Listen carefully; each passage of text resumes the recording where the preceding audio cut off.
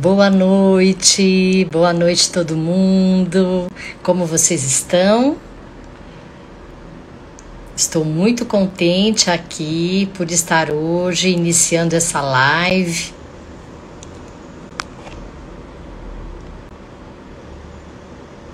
Muito bom, já estou vendo algumas pessoas entrarem. A Patrícia, que legal. A Bi. Muito bom, gente. Muito bom estar com vocês aqui, tá? Estamos aqui, nós do Núcleo de Estudos e Atendimento Cláudia Xavier, em mais uma celebração do Novembro Roxo, né? O mês dedicado à prematuridade.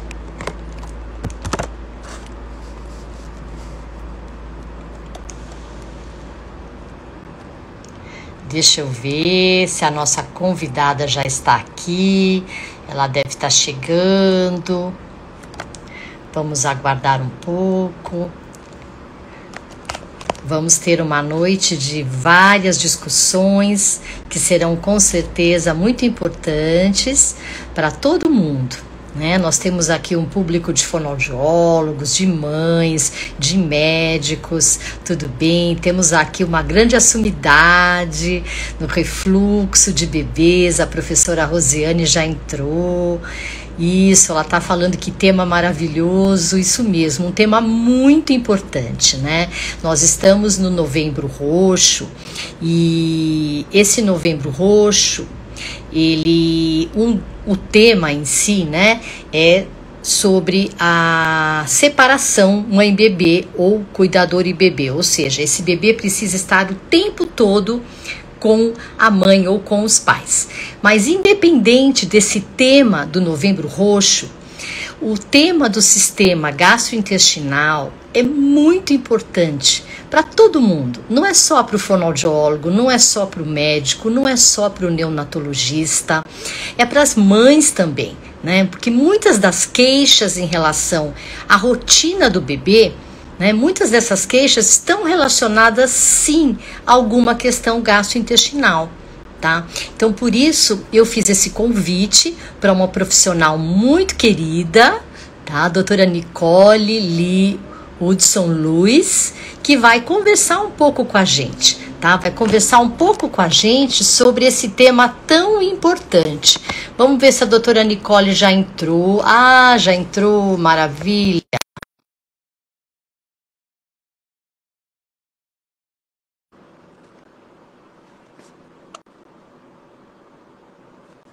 Deixa eu chamar de novo a doutora Nicole. Ah, entrou.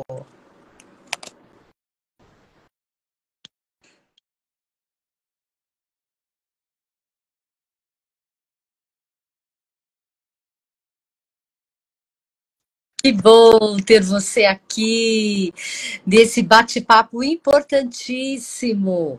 Várias profissionais, nós vamos ter aqui fonoaudiólogas, vamos ter médicos, vamos ter mães, colegas da enfermagem, da fisioterapia. E depois, quem não puder estar presente, vai poder também nos acompanhar no nosso canal do YouTube. Tá bom? Seja bem-vinda, doutora Nicole. Eu estava aqui dando as boas-vindas para quem está entrando e falando um pouco, não é, sobre a importância desse tema, né, do sistema gastrointestinal do bebê prematuro nesse Novembro Roxo. Na realidade, nós estamos enfocando aqui o bebê prematuro, mas o sistema gastrointestinal é muito importante para qualquer bebê, não é? E antes de apresentar você, doutora Nicole, eu queria só fazer assim uma entrada, falando um pouquinho de que muitos que às vezes não estão tão cientes do trabalho fonoaudiológico podem estar pensando, mas por que os fonoaudiólogos são tão interessados no sistema gastrointestinal dos bebês? E muitas vezes, o que os outros profissionais pensam, né? Que as questões relacionadas ao bebê são sempre ligadas à coordenação, sucção, deglutição com a respiração. Mas o fonoaudiólogo é o profissional que trabalha com o desenvolvimento do bebê, né? E o desenvolvimento global e que inclui todo o processo alimentar desse bebê, desde o período neonatal até depois a introdução da alimentação complementar e até esse bebê conseguir mastigar de maneira efetiva todos os alimentos. Então, nós vamos fazer parte de todo esse processo. E claro que sempre lembrando que a alimentação ela faz parte do desenvolvimento do bebê. Né? Então, do desenvolvimento de linguagem, do desenvolvimento auditivo, do desenvolvimento sensorial, tá tudo interligado. Então, nesse Novembro Roxo, eu acho que poder discutir com uma profissional tão interessada e tão estudiosa nessa área vai ser um prazer para todos nós. Eu vou apresentar um pouquinho para quem não conhece a doutora Nicole, tá? Se eu estiver falando, pronunciando errado o seu nome, por favor, me corrija, porque o nome dela é complicado, né? Doutora Nicole Lee Utzen Lewis, né?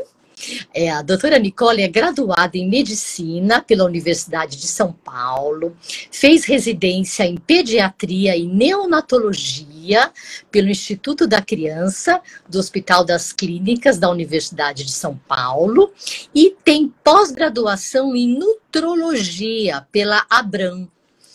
Atua no Hospital Samaritano e também no Hospital Embu-Mirim de São Paulo. É um prazer enorme, doutora Nicole, ter você aqui para conversar um pouco com todo mundo aqui interessado nessa área, né? Sobre o sistema gastrointestinal do bebê prematuro. Estamos aqui todos de ouvidos para você. E depois, vamos discutir, né? Seja bem-vinda, doutora Nicole. Eu não estou te ouvindo, doutora Nicole. Agora sim. Agora sim. Tinha me automutado. Obrigada pelo convite, Cláudia, em primeiro lugar, e obrigada a todos que estão assistindo.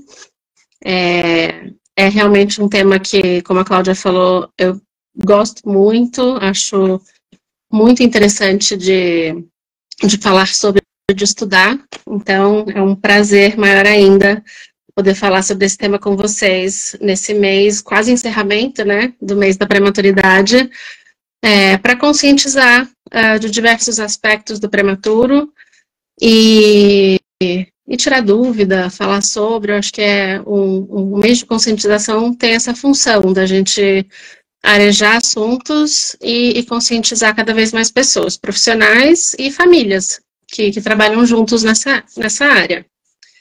Para começar, vou falar um pouquinho de alguns aspectos do sistema gastrointestinal, não muito tempo, para aí a gente poder debater, perguntas, o que vocês quiserem. Eu acho que é um tema muito relevante, porque quando a gente fala de nutrição, de alimentação, de crescimento, é uma área que permeia todo o desenvolvimento, tudo que outro que acontece, a parte de nutrição, de alimentação, do nosso crescimento saudável, tá como uma base para tudo isso. Então, qualquer doença crônica, qualquer complicação que você possa ter, isso é afetado positivamente ou negativamente pelo lado nutricional. E no prematuro isso é uma realidade maior ainda, porque ele tem um sistema nutricional digestivo que ainda não foi totalmente amadurecido. E as suas reservas nutricionais também não foram completadas com a gestação, porque a gestação teve menos tempo do que o programado. Então, tem alguns nutrientes, substâncias que só seriam passados em maior volume, que só seriam feitos uma reserva num trimestre, numa parte da gravidez que não aconteceu. Além disso, é uma questão muito... Acho que a certa é que é muito de frente com o que os pais estão esperando. Então, comer, poder se alimentar é uma preocupação da família também. Então, o bebê nasceu, vai poder comer, vai poder mamar. Tem muitas coisas acontecendo, mas que são de uma realidade que às vezes a família não está acostumada. Então, você falar de respiração, de coração, de cérebro, claro, tudo tem que ser falado e os pais vão se acostumar com todo o palavreado da UTI, mas quando a gente fala dessa alimentação, é a primeira coisa, né? Tão pequenininho, precisa crescer, mas não está tomando leite, como a gente vai fazer? Então, a primeira coisa que a gente pensa é num lado fisiológico, que a gente tem que entender, que o intestino do prematuro existe todo, e quando a gente fala de sistema gastrointestinal, a gente está falando da boca até o canal anal.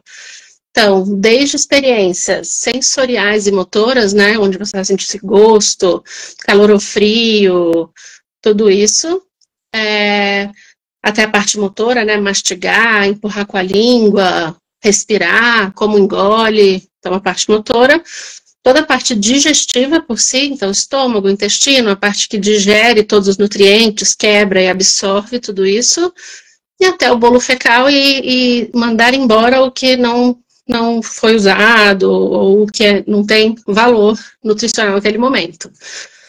Então, o prematuro tem todo esse sistema, mas ainda não completamente desenvolvido. Então, a gente sabe que ele não dá conta de uma nutrição inteira de cara. Então, numa UTI, num primeiro momento, a gente vai usar nutrição parenteral, toda uma outra parte, que seria uma aula inteira nova, mas o que a gente está pensando a gente tem que pegar esse intestino e fazer ele crescer, funcionar bem, junto com tudo que está crescendo e desenvolvendo no prematuro. Até porque ele precisa fazer as reservas que estão faltando, e ele precisa estar bem nutrido para crescer o pulmão, crescer o cérebro, o coração ter força, tudo que ele precisa amadurecer para sair da UTI. Quando a gente pensa nisso, a gente tem que dar uma dieta ideal e fazer esse processo de crescimento. Então, o que a gente olha? A gente olha que o sistema não tem um movimento, que a gente chama de peristalse, um movimento normal ainda. Então, a gente tem que ensinar e trabalhar com a movimentação do bolo alimentar, desde a boca até saída de fezes. Então, a gente está pensando no comecinho, o bebê usa sonda, vai direto no estômago, já pula uma parte, que é a parte da boca. Como que funciona para sair do estômago? Não vou falar de todos os detalhes, mas o estômago só começa a funcionar melhor a partir de 32 semanas de idade gestacional. Antes, ele é devagar mesmo. Então, a gente tem questões do prematuro que a gente sabe que naquela idade ele não está funcionando bem, mas vai começar a funcionar à medida que a gente trabalha com ele. Então, isso é super importante. Além disso, ele não tem a proteção que o intestino formado tem. Então, ele tem uma camadinha de muco, que a gente chama, que é um muco mesmo, que protege das bactérias, dos elementos ruins, de toxinas, e o neném não tem isso. Isso tem que ser formado com o passar do tempo também. As células do intestino, que são muito juntinhas para prevenir que passe qualquer bactéria entre elas, no prematuro elas são um pouco mais frouxas. Então, a gente tem uma série de questões que não estão funcionando, e como que a gente vai fazer isso crescer, que é a nossa missão na UTI. Quantos aspectos tão importantes que você está falando, não é, doutora Nicole? E muitas vezes na UTI os pais estão muito preocupados com o quê? Respiração, né? É como se fosse o bebê só precisa respirar. E na realidade, não é? São vários os sistemas que precisam amadurecer, não é? E depois precisam estar coordenados, né? Maravilha. Exato. E além disso, crescer. Você pensa que o intestino com um bebê prematuro vai ter 100, 150 centímetros, e num adulto tem 550. Então, imagina o quanto a gente tem que ganhar de tamanho. Além do tamanho real, que é esse 100 até 500, a gente pensa que o intestino parece um dedinho de luva, né? Cheio de cavidades para a comida poder ser absorvida em tudo aquilo. E a do neném não tem isso tão bem desenvolvido. Então, tem que formar todos os vilos. Isso tudo conta para o tamanho do intestino crescer.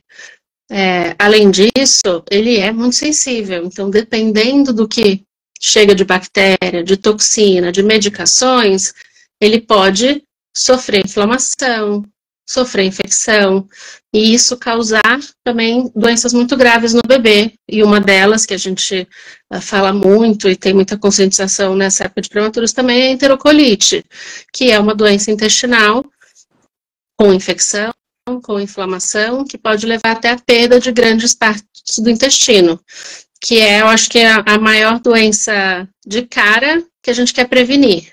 Mas vários estudos mostram também que a inflamação do intestino, que bactérias moram lá, que a gente chama de colonização, tem a ver uma comunicação direta com o nosso sistema neurológico, com o nosso pulmão. Então, tem eixos que comunicam um sistema com o outro. E para última coisa, falar de fisiologia, a gente tem que lembrar que o intestino não é só uma função digestiva. O intestino tem a ver com a imunidade, com a digestão e absorção de nutrientes. Ele tem uma grande parte do sistema neurológico, ele produz muitos hormônios, então ele é um sistema que está interligado com quase tudo do nosso corpo. E na nutrição ideal, formação ideal, amadurecimento ideal é super importante. Duas últimas coisinhas que eu vou comentar, e aí a gente poder falar mais de perguntas e tudo, é a gente falar um pouquinho de, eu falei um pouquinho da colonização, das bactérias que vivem no intestino, e a gente fala muito hoje em dia, e ouve, e quem estuda tem esse termo, a gente fala muito do microbioma intestinal. Então, eu acho super importante a gente falar um pouquinho o que é isso, né? Vários estudos mostraram, nosso conhecimento atual sabe que reforçam que a gente sempre soube que existem muitas bactérias, vírus e fungos que vivem no nosso corpo, mas que a forma que eles vivem, como eles são combinados, quais são entre si, tem muito a ver com os processos de saúde e doença. E aí, como isso seria ideal para um bebê?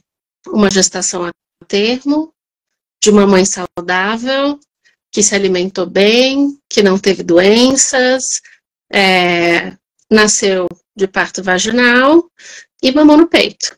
Isso é a história natural que a gente veria da formação de uma colonização, de um microbioma, que chama isso, normal.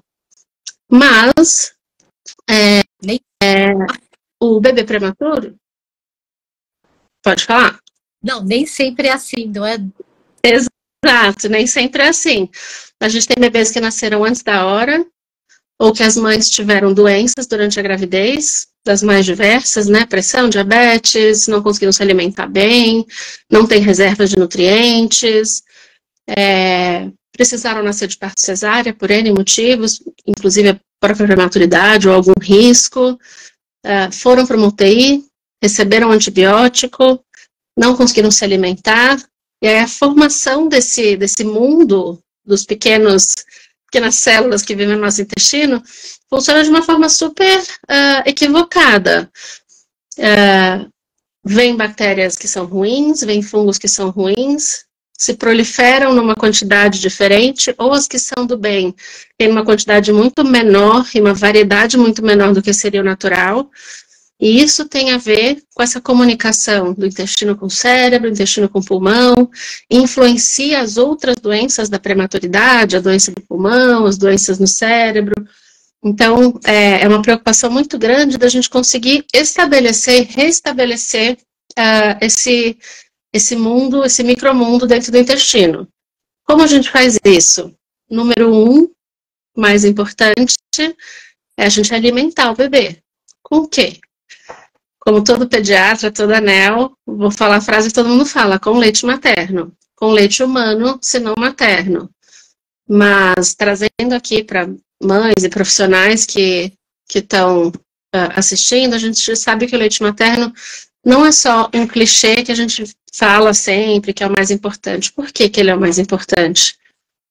A gente tem um sistema no leite materno. Cada vez que se estuda, cada ano que passa, a gente sabe mais que o leite materno não é só um alimento.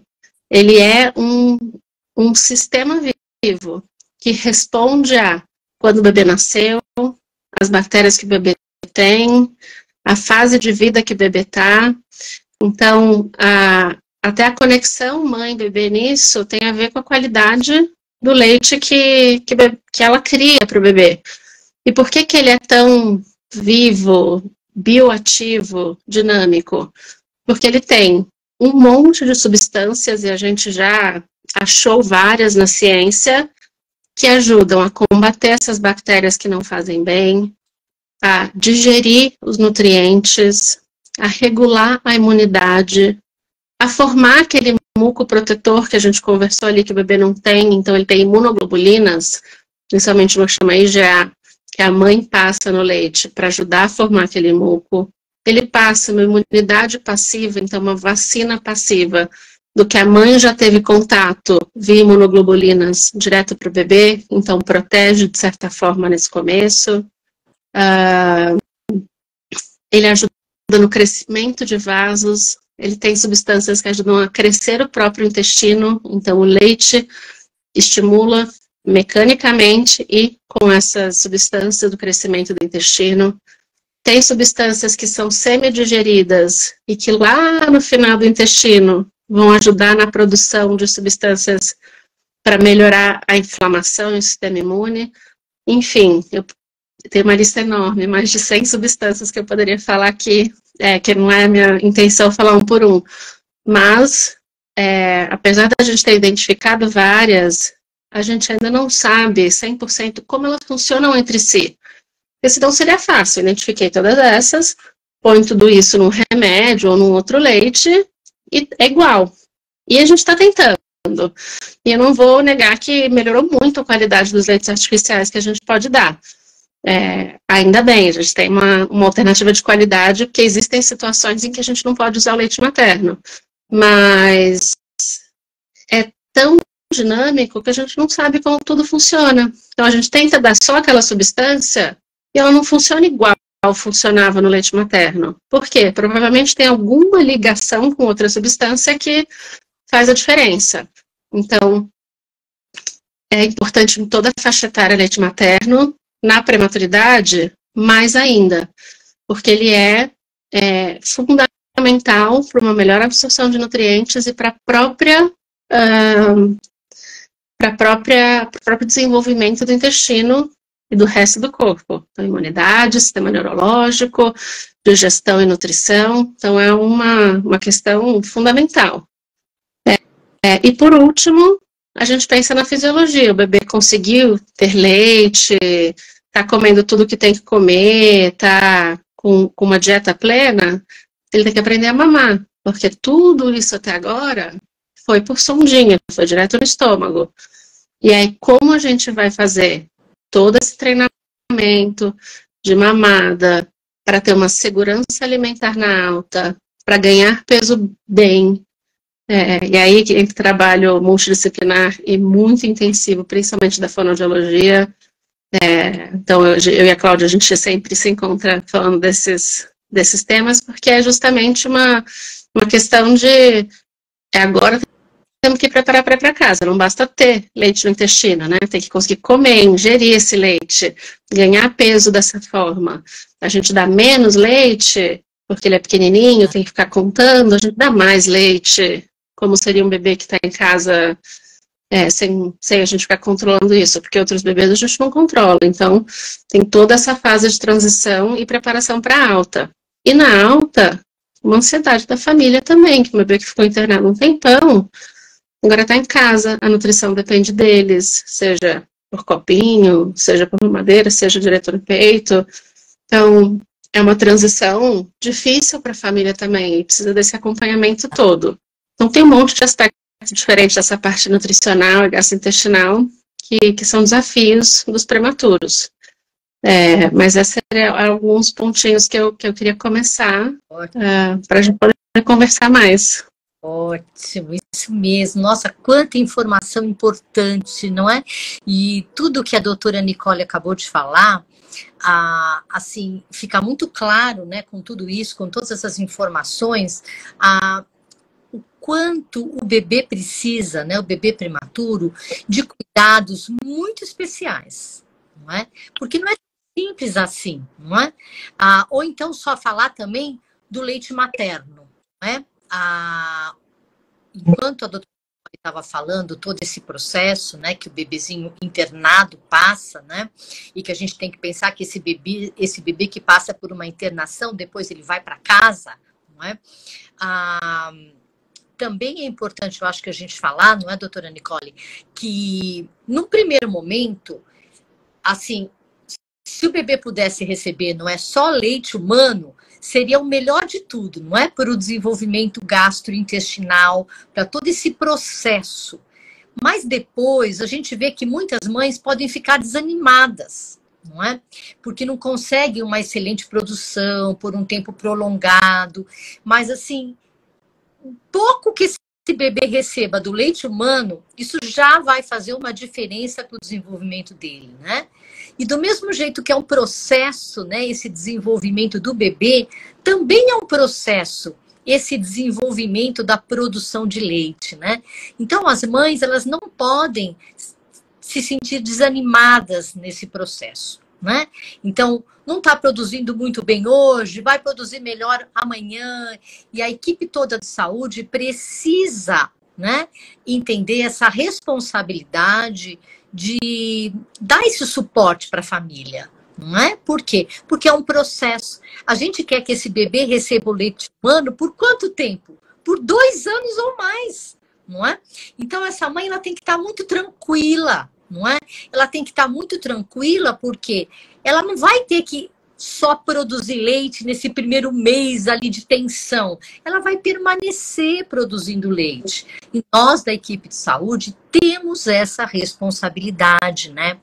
E nós, fonoaudiólogos, precisamos estudar e compreender tudo isso que a doutora Nicole está nos falando, para a gente também entender que é um processo e para a gente também questionar, não é? Questionar bebês que a gente observa, não é? Alguma dificuldade específica, porque a gente sabe, não é? Todo esse sistema, não é? E essas reações ali que o bebê vai apresentando, ela vai ter um impacto na situação de alimentação, não é? O impacto nesse sensorial, não é? Esses bebês que estão passando por situações de desconforto, não é? Como que eles vão chegar a mamar bem? Então, a gente precisa ter uma conexão, não é, muito forte com a equipe, para que seja respeitado todas as fases desse bebê.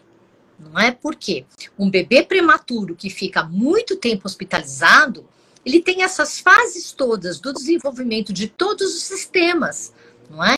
Que a gente vai gradativamente respeitando e atuando, né, diretamente com os bebês.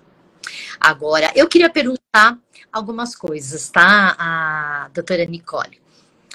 Pensando um pouco no que os outros profissionais muitas vezes ficam focados, que é a absorção. Ele está absorvendo bem, e eu vejo isso na UTI, né? Ele está absorvendo, como é que está a absorção? Porque as estratégias médicas, elas estão de acordo com a necessidade do bebê, mas elas também influenciam a performance desse bebê. Então, por exemplo, aquele bebê que está recebendo ainda um volume de leite pequeno e de forma bem gradativa, como a gente chama de bomba de infusão, né? Esse bebê, ele também não desenvolve tantas sensações, não é? Como aquele bebê que recebe, por exemplo, uma dieta de um volume um pouquinho maior por unidade de tempo. Então, ele vai começando a vivenciar aquela sensação de fome, saciedade, não é? Conforme ele vai recebendo um volume de acordo com aquilo que ele pode, né? Então, eu acho que todo mundo fica pensando muito na absorção. Vamos ver se o bebê evolui, consegue absorver mais, né? E aí vocês vão modificando essas estratégias. Mas, o que eu queria perguntar um pouco para você, que independente da absorção, né, conforme o bebê vai começando a absorver de pouquinho em pouquinho aquele leite que está sendo ofertado inicialmente por sonda, não é? Como é que fica essa parte da motilidade gastrointestinal? Perfeito. É uma dúvida super importante mesmo. A primeira coisa, voltando ao que você começou a falar, essa expectativa das mães, né, de tirar leite e se vai embora no peito e que tem que produzir mais tempo. Então, a primeira, acho que uma das grandes coisas que eu gosto muito de reforçar é, você falou muito bem, tirar leite, dar leite humano, materno numa UTI, é uma questão de equipe multidisciplinar.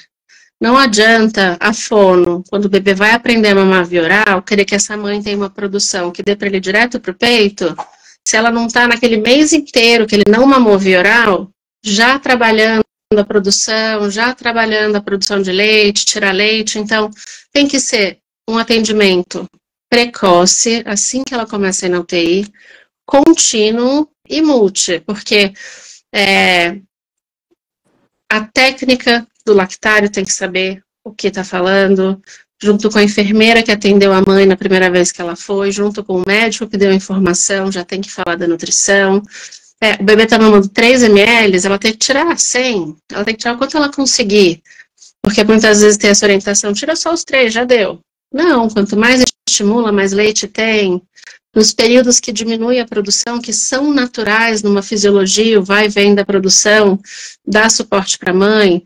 Nos períodos de maior estresse, ter uma psicologia, um serviço social, pessoas que possam atender e dar essa ajuda para a mãe passar o período de estresse sem diminuir a produção. Então, todo mundo tem que estar envolvido desde o começo. Para alta, poder ser da forma que a gente está idealizando. Isso é um trabalho que começa quando o bebê nasceu. E a gente falando de motilidade, para responder a pergunta da Cláudia, a gente está falando diretamente de como o leite vai entrar, passar por tudo que tem que ir e ser digerido e ir embora, né? Porque o bebê regurgita às vezes, vomita, às vezes fica aquele montão de leite parado, a barrigona distendida, né, grandona. Como que isso se desenvolve? Então, a primeira questão que a gente precisa entender é pequenos volumes começam a ensinar para o intestino que ele tem que funcionar. Então, vai direto no estômago, né? Habitualmente, a gente está usando sonda, falando dos prematuros muito pequenininhos, mas caída do leite no estômago, a passagem do estômago para o intestino, ele é feito, principalmente no final do estômago, de uma forma lenta inicialmente, porque a motilidade do estômago, o habitual seria estar normal lá para 32, 33 semanas. Então, voltou um pouquinho de leite, não precisa se assustar. É normal, é esperado num bebê muito novo, ele vai ter um estômago mais paradão. Mas, quando cai leite lá, estimula a produção de alguns hormônios que ajudam nesse esvaziamento. Então, começa essa produção mesmo com volumes mínimos. E vai ensinando a parte neurológica a fazer os movimentos corretos. Porque no começo é um para frente, um para trás, fica uma bagunça de leite parado lá.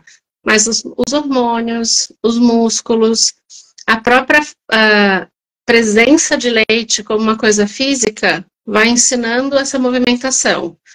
Então, demora, não é rápido, e a gente tem que respeitar os sinais de cada bebê. Que sinais? Sobrou um pouquinho de leite?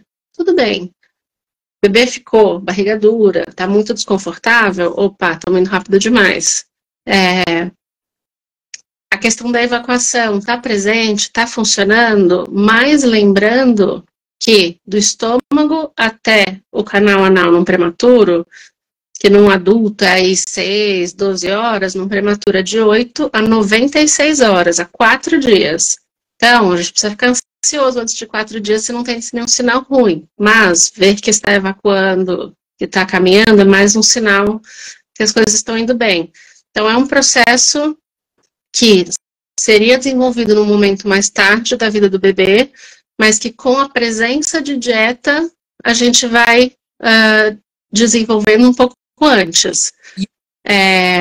Doutora Ana, como? A dieta quando a dieta é só leite humano, é um processo, né?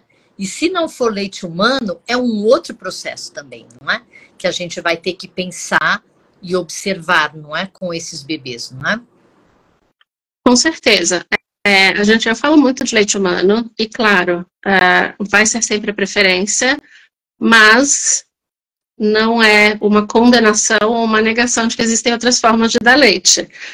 As fórmulas de prematuro, especificamente, então tem toda uma linha específica para prematuros, com proteína mais alta, que chega numa proporção de proteína bem próxima ao leite materno.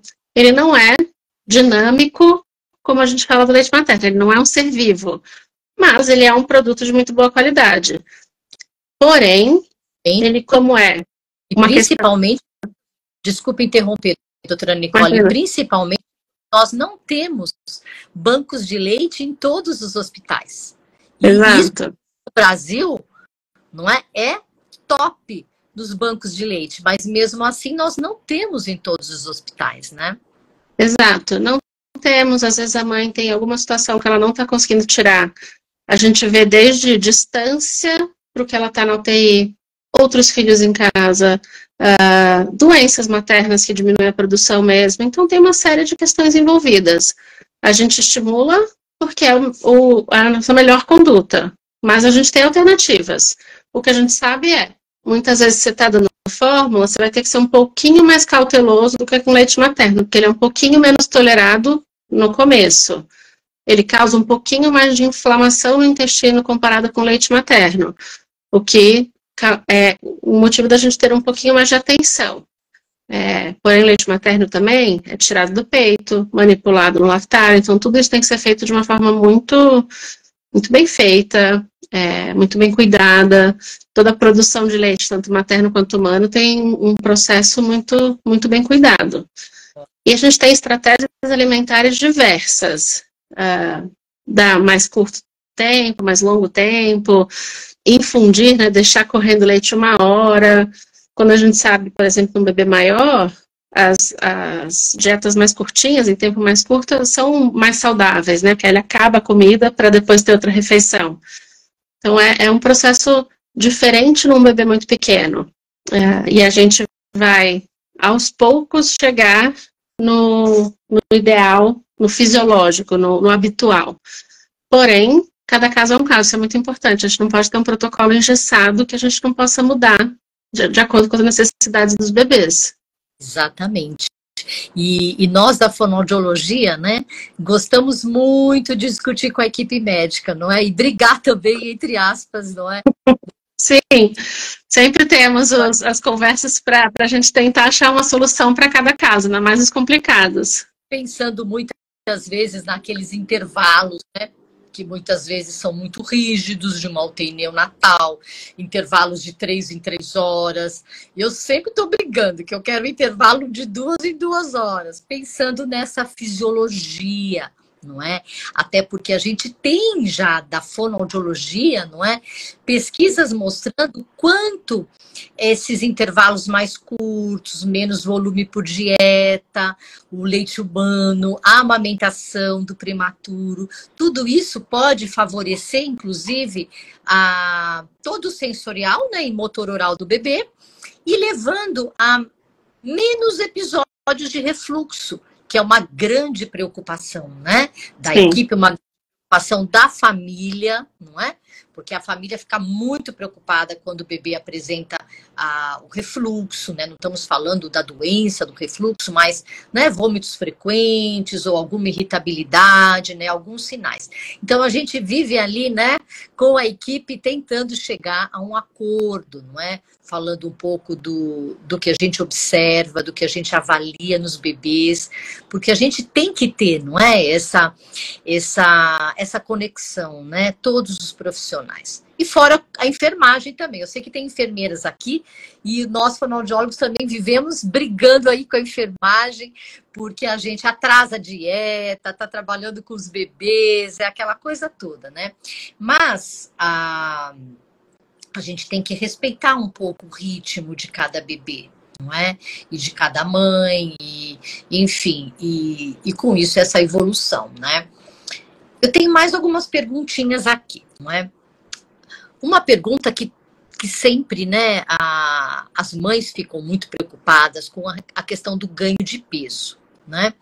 E existe essa fixação, né, no ganho de peso, que dá para a gente entender, não é? Lógico que todo mundo está preocupado, né, com esse ganho de peso, todo mundo quer um bebê gorduchinho, aquele bebê bochechudo, não é? Mas que o prematuro, e não só o prematuro, mas um bebê que teve alguma intercorrência, não é? E ficou hospitalizado, esse ganho de peso pode ser um pouco mais lento, não é? E o que você teria para falar para a gente um pouquinho sobre esse ganho de peso, né?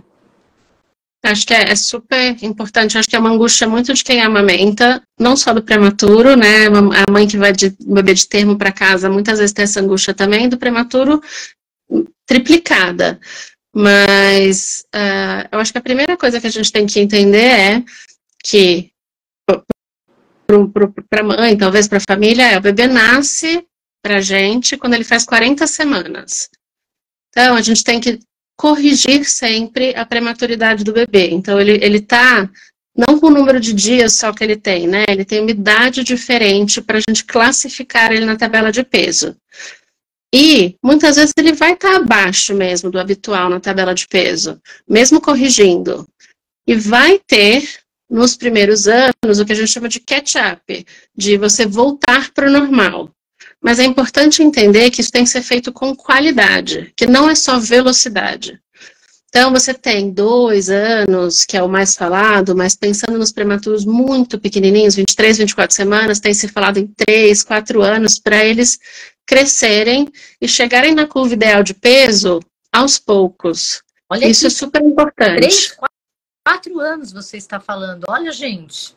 Desde que seja uma constante, que ele não está caindo, subindo, se desnutrindo, mas está constantemente crescendo, ganhando peso, está dentro do que a gente espera. Então tem uma ansiedade que, tanto dos profissionais quanto das famílias, que tem que ser vista. Se está subindo, se a velocidade de crescimento está normal, está tudo indo super bem. A outra coisa é a gente pensar nas estratégias para mudar, porque às vezes não está ideal mesmo. E a estratégia mais fácil, entre aspas, ou mais frequente, é a gente só complementar da fórmula. Mas existem muitas. Uma das coisas é o quanto o bebê mama, a qualidade da mamada, o intervalo entre as mamadas. Porque, sim, a gente é muito rigoroso na UTI, né? 3 em 3, 2 em 2. Às vezes é um bebê que dorme, que você comentou, exatamente. Então, o bebê que dorme mais, mas aí mama super bem com intervalo de 4 horas. Outros que mamam um pouquinho, vão ter que mamar de 2 em 2 horas. Então, isso tem que ser muito, muito pesado, né? Muito dividido para cada caso. Mas o importante é uma curva, é um contínuo de ganho de peso. A gente precisa ter essa visão conjunta. Não vai ser de um dia para o outro, de uma consulta para outra, que um bebê muito pequenininho vai ter recuperado todo o peso. E tudo bem, desde que ele esteja caminhando saudável nessa fase. Ótimo. E não pode, a mãe não pode ficar fixada naquela questão dos 30 gramas, né? 30 gramas ao dia, né? Que parece... Eu acho que isso né? É um número. Número ali, que elas ficam fixadas, não é? E a gente, como profissional da área da saúde, precisa entender um pouco sobre isso, conversar com o pediatra responsável pelo bebê, porque às vezes a gente está também atendendo um bebê que já está em casa, não é verdade? E que está nesse processo ainda de desenvolvimento, não é?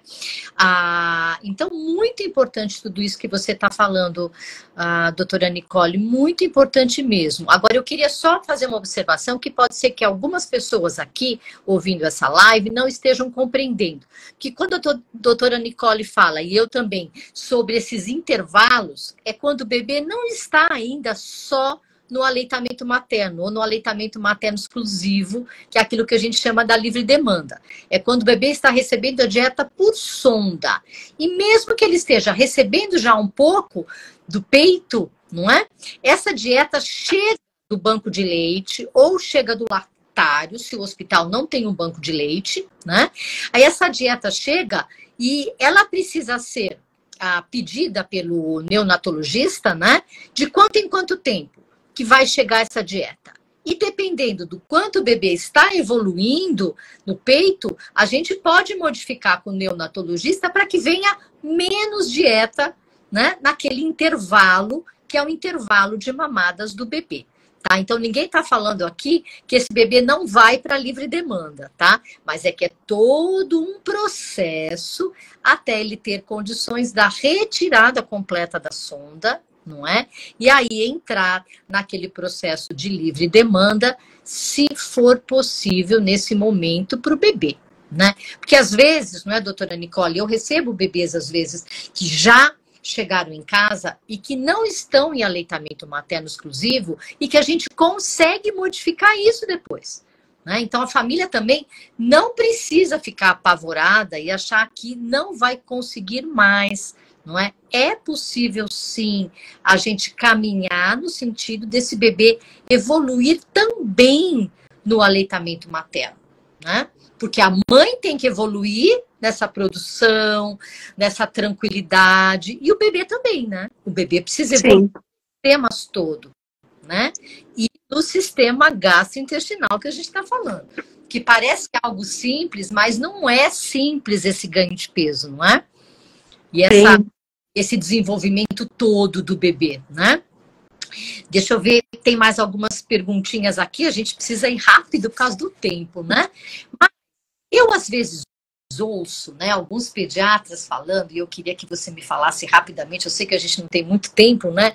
Mas daquele bebê que já saiu, por exemplo, da unidade neonatal, e que muitas vezes ele não mama muito, ele não está ganhando tanto peso como esperado. E eu já ouvi muitas vezes o pediatra falar, é um bebê mais inapetente, né? O que você me diria, talvez de importante para a gente observar, não sei, desses bebês que mamam pouco, se alimentam pouco?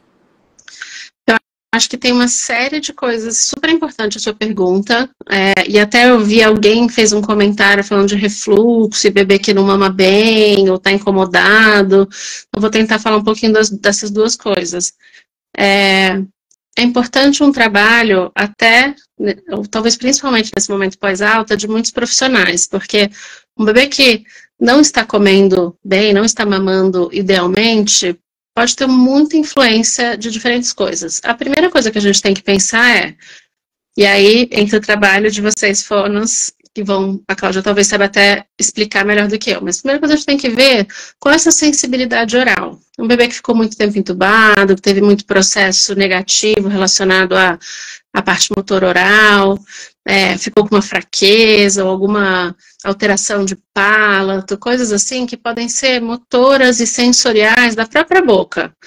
Então, isso é uma coisa que a gente vê no prematuro ou em crianças internadas há muito tempo, que a primeira coisa mamar não é uma experiência agradável para ele.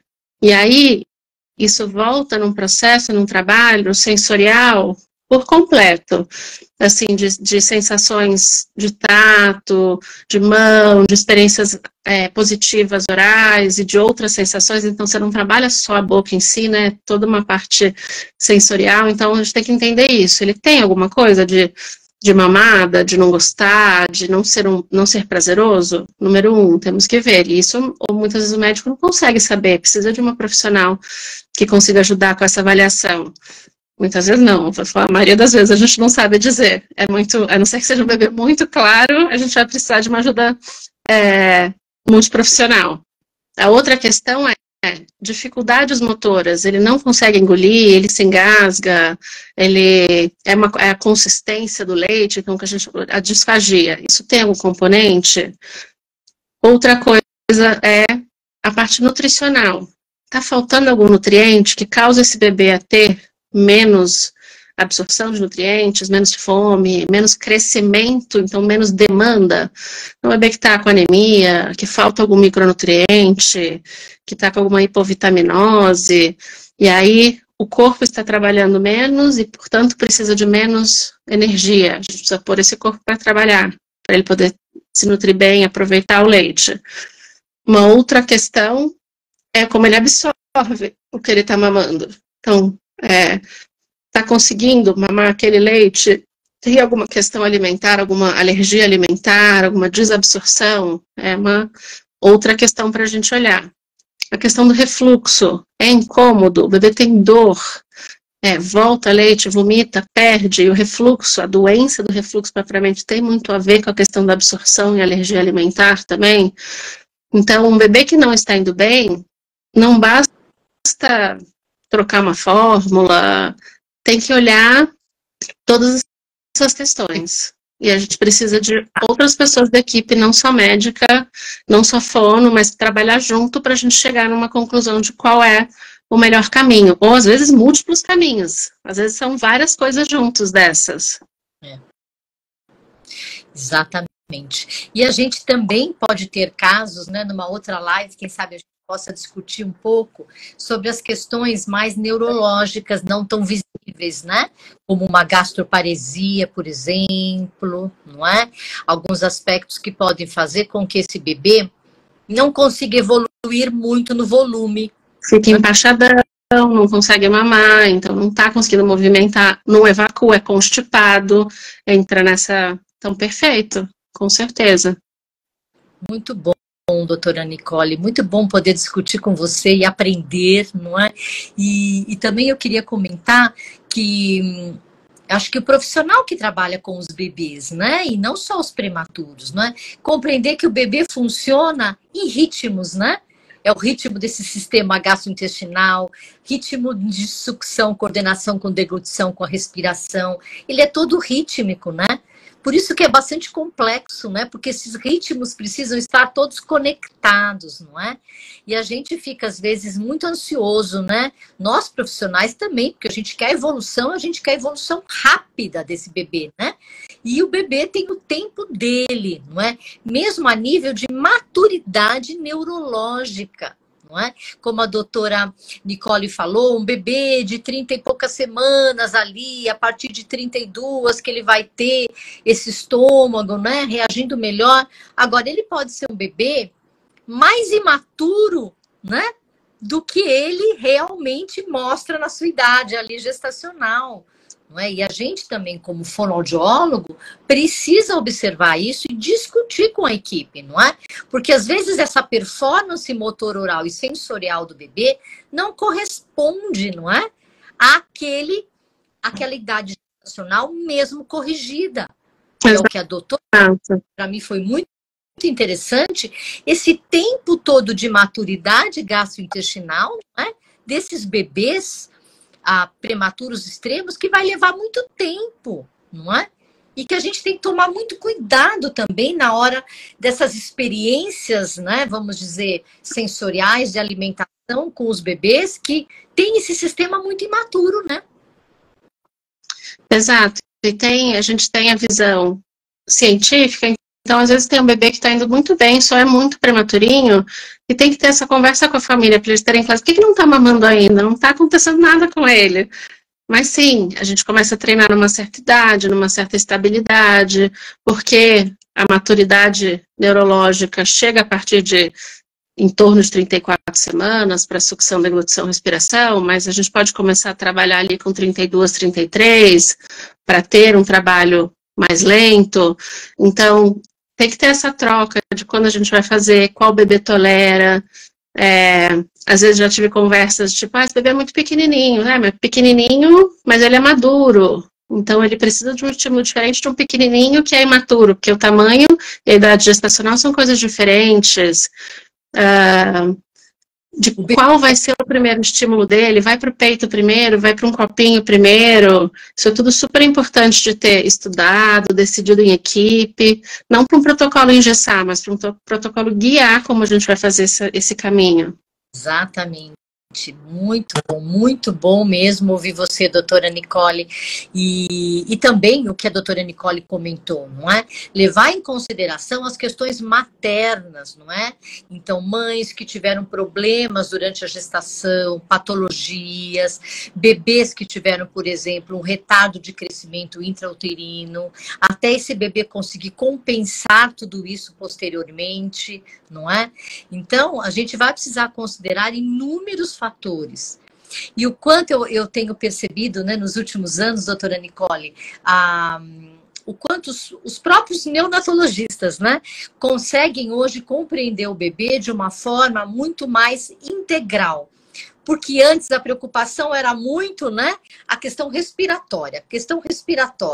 E como hoje, né, vocês médicos também têm essa visão bastante integral de todos os sistemas. E isso só faz com que a gente também, né, que lida ali com os bebês, né, que a gente consiga aprender cada vez mais, né, sobre aqueles bebezinhos, né, cada bebê que a gente está trabalhando individualmente, com características específicas, e o quanto essa conexão ali com a equipe multiprofissional é fundamental, né? Eu acho que sim, entender a fisiologia e a neonatologia avançou demais nos últimos 10, 15 anos, para a gente entender não só cada órgão, mas como eles são interligados.